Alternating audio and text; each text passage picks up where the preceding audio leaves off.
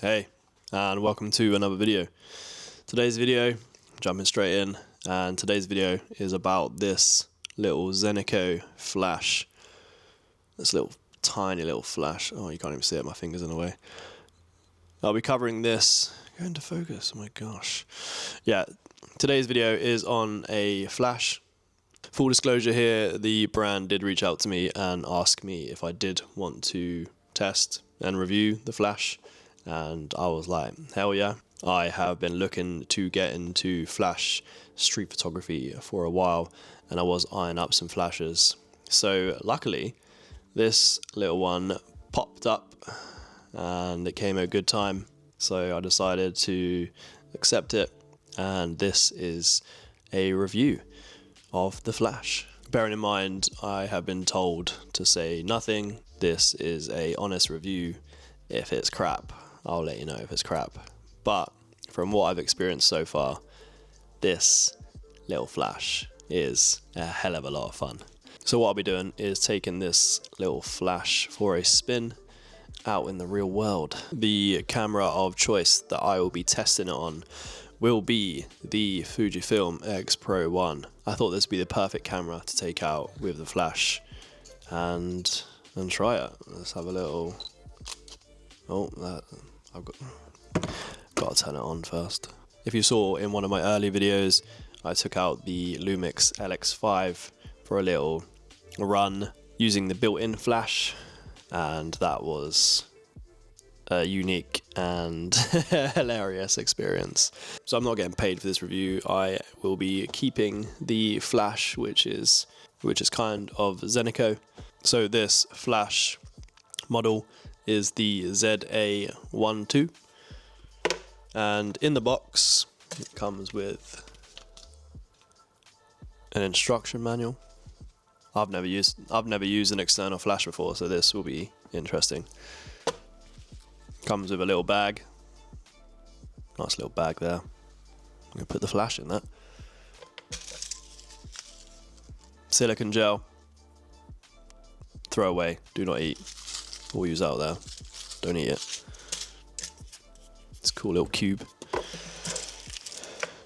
Comes with a charging cable, of course, USB-C, which is really, I mean, everything's USB these days, including iPhone. And it also comes with a diffuser, and it also comes with a diffuser which goes onto the flash. Now the flash has the diffuser on and it fits snugly.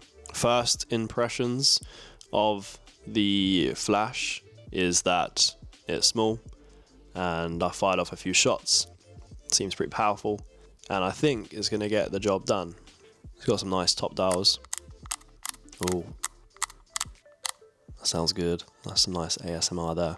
The flash has f-stops on the left, and then it has the ISO settings and the charge settings on the right, all laid out pretty simply. Seems to be, I mean, I am a first time user of flash and it all kind of makes sense to me, and I've had no trouble using it so far. Build quality seems to be built alright. It's plastic, and then you got plastic dials on top. I mean I've never handled any other flashes, so I mean, seems pretty well. It seems pretty well built. I can see a problem if these top dials stopped working.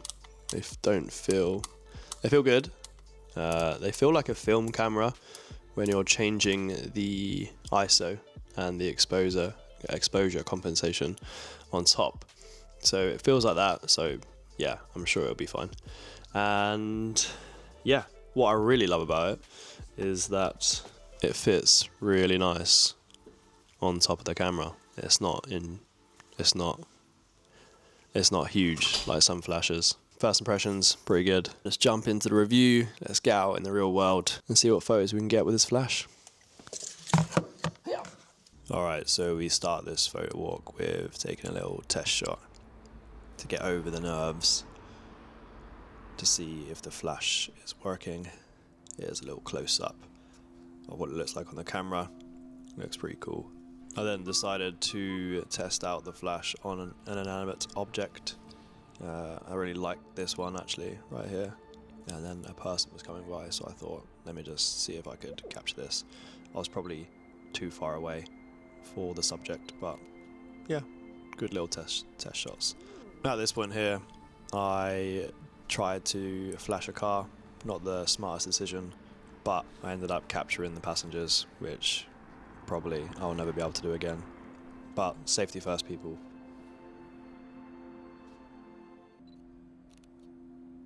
Testing out the flash in different light scenarios, ranges, just to see what it would look like. I thought I'd try out this little texture shot right here, which I quite like.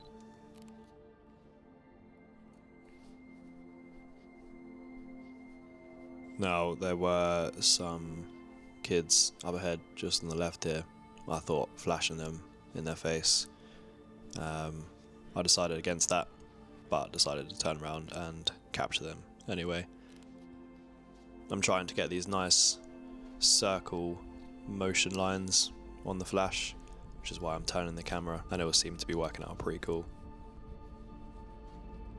There were a group of lads just on my right here, and again, didn't want to get their back, so I flipped around and I flashed them. They seem like good sports. So yeah, thank you to all the good sports out there who just accept that street photography is part of life.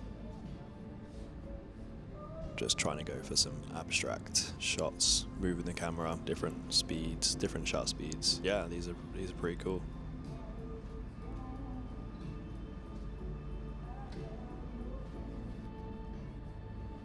I tried to flash these people right here, but the Xpro-1 was a bit too slow, and I then stumbled across a couple of people that I work with and decided to flash them. Good sports right there, good people, so yeah, thanks to them for all pretty cool shots. At this point I had a little buzz after seeing the people I knew, so I decided to say smile to this couple, completely out of frame. Right in the buzz, I decided to try and get a photo while walking past. Came out pretty well. I like the nice ghost shadows. I did stumble across these two ladies on the wall, and I thought I could try to make something cool out of this. I spent probably longer here than I should have done, but when you have a vision in your head, it's important to try and capture it. As we entered the Christmas market, I realised I had to adjust the settings as it was quite light now, and I needed to adjust the shutter speed,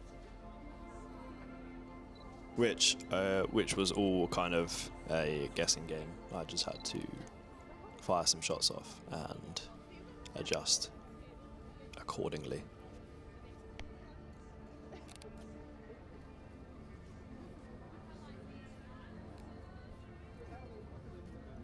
Some of these turned out okay.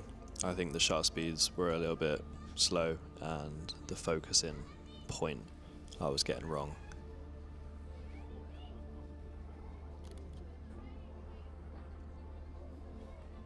I'm not too sure whether that was me or just the slow focusing on the Xpro-1. Who knows? Maybe I should try it with a faster camera. But all in all, some interesting shots fired off.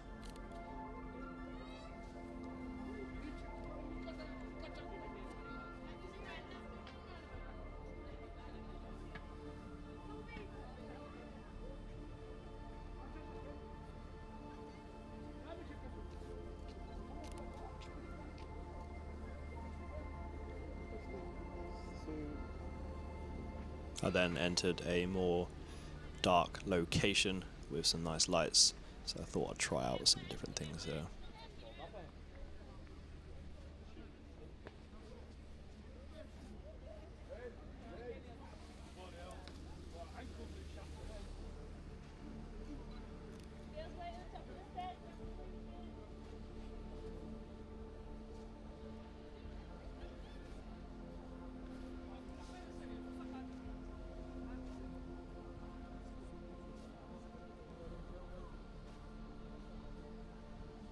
managed to catch these two ladies sitting at the bar, sitting at Santa's grotto, which quite like. All the lights make it, all the light trails and everything make it pretty cool. I'd already walked through that lane once and I was coming back round for a second run, so I felt like my presence was known.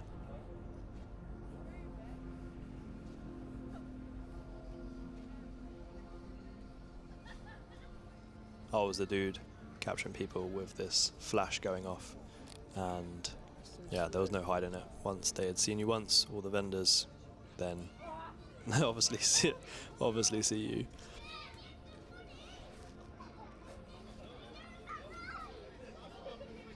Maybe if it was a little bit busier, I would be able to blend in a little bit more, which is something that you really kind of need when doing street photography. I'm not doing any Bruce Gilden kind of shots here, walking up to people with flash in their face. I came across this skateboarder, I heard him behind me and I heard the wheels go in, so I thought I'd try and capture that, but yeah, I failed to do so and only managed to get the body. Abstract photo right there. And then round here, people seem to be in good spirits, so I decided to have a few interactions with people, and yeah, some of the shots I got were nice little interactions with my fellow humans.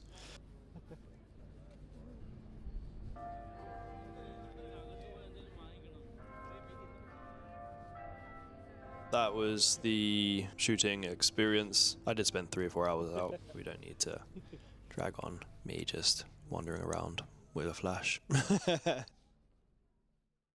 Okay, so it's been a couple of days since I tested the Zeniko flash, and I have to say I'm very impressed. I just wanted to conclude by sharing some of my findings, my thoughts around the flash to finish and round off the video. So first off, we're going to start with the pros. And there are more pros than there are cons on this list, so just bear that in mind. First of all, the Zeniko ZA12 is tiny. It is super light. The spec of this, it says it weighs 60 grams. And yeah, you barely feel it on the camera, which I think is a huge bonus and something that you need when you're out doing street photography. It is really easy to use. I found that I just sat between f4 and f5.6 and I just kept it at full power for the night, and that seemed to work pretty well. There were times when I was in the Christmas market and it was quite lit, so I had to adjust the settings accordingly for that, but the flash itself was brilliant when using it. The flash power for its tiny size seems really impressive. Like I said though, take that with a pinch of salt because I've never really used a flash on a hot shoe before. I've only really used the Fujifilm XS10 flash, which was pretty cool, and the LX5, both were integrated flashes. But as far as this flash is concerned, seems powerful enough for nighttime street photography. It fit perfectly on the Fujifilm Xpro-1 and it didn't stand out too much, and I also tried it on the Lumix S5, and again it's just so tiny that you barely notice that it's there, and I don't imagine anyone else will notice it there until the flash goes off. As for more technical specs, it does say the number of flashes that it provides is 400, and I'm pretty sure I got close to 300 before the light on top started flashing red at me, which I'm pretty sure is an indicator that it's running out of battery. So it's pretty close, and it probably would go another 50 flashes, maybe 100, not too sure. But yeah, so you do get a hell of a lot of flashes out of that and shots. The recycle time at full power, it says it's 2.5 seconds, and yeah, I can vouch for that. The recycle time of the flash was pretty good. As far as the shooting experience goes, I think it was a great addition for nighttime street photography, and I would definitely be using it again. The only drawbacks that I found were using the Xpro-1, as the focus was just a little bit slow. So maybe I would have got better results with a faster focusing camera, and manually focusing was pretty hard on the Xpro-1. But by the by, that's not about the flash. Now for the cons of the Zeniko ZA12 Flash, I will say build quality, as it is very plasticky. The toggles are nice to use, but I can imagine them breaking after too much use, or being in your bag. Yeah, they might just stop working. But I'm pretty clumsy, so I kind of know that I will end up breaking this probably, because yeah, gears to be used, and yeah, I break a lot of stuff. Tech wise, it doesn't have a huge feature set, so I mean, yeah, you got the on button, on and off button at the back, or is that the front? Well, you got the on and off button basically, and you can fire the flash, you can test it. And yeah, you don't get a huge feature set, like I said. So yeah, you've got the f-stops there, and the power and ISO that you can change. But apart from that, it's very manual. It's very manual, and I feel like you'd have to know a little bit about flash before going out, or kind of read into it. Like I said, I just left it on full and sat between 4 and 5.6 on the flash. So as far as that's concerned, it's quite basic, and you don't get a whole lot of features on it. So yeah, that is the review. Yeah, like, let the pictures speak for themselves. That is a Fujifilm Xpro-1. That is a camera that's over 10 years old, that it was used with. You know, summary wise, lightweight, tiny, does the job. If you want something that won't break the bank and you want to mess around with a little bit of flash photography, then the Zeniko ZA12 is the flash for you. I have no complaints with this flash. It was a hell of a lot of fun to use. And I don't know whether or not I like flash street photography. It is one that pulls me either way. I'm in the camp of like, it is so anxiety inducing. And I'm also like, it's an absolute thrill. And when you nail a photo and you get the light streaks and you get the motion, like, the photo does look cool with nighttime flash street photography. I'm in two minds about whether or not I love it or not. I think it doesn't help that I am in a smallish city and there are not too many people about. I think maybe if I went to a busier city, busier place, maybe when there's an event going on, that it would be more enjoyable, as there'd be more subjects. I would blend in a little bit more, and that would take some of the anxiety out, and then I would still possibly capture some cool shots. So yeah, that is where I'm at with flash street photography. I maybe should go test it out somewhere busier, and then I will fully know whether or not I love it or not. But it's been a lot of fun testing out something different within street photography. Like I've said in a different video, I think you just need to keep practicing and trying out different things, as it only helps. Thanks for watching. That's the end of the video. And as always, stay creative, get framing, and keep on adventuring on the weathered streets. I'll see you in the next one.